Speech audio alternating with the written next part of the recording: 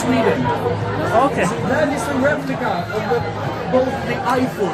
It was the first boat that made it all the way to Constantinople.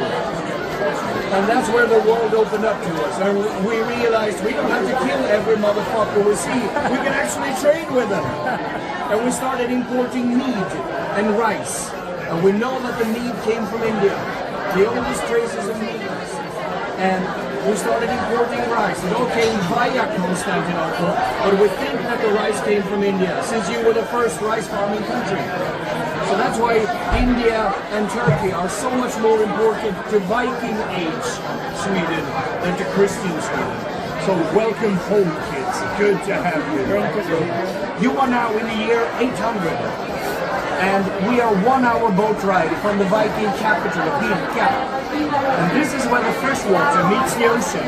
So here was the last chance to load up the boats before you headed out to sea. And ultimately that's why this became Stockholm.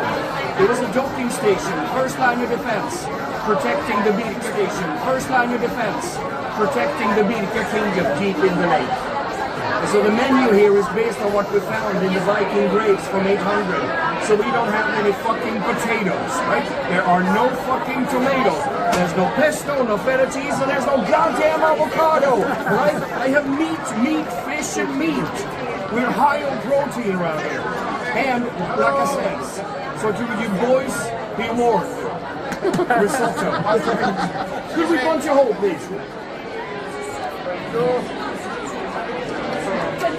So let's get you guys sorted. Good having you. Welcome. Constantinople, in a world of trade opened up to us. We started importing meat and rice, and these two beautiful creations.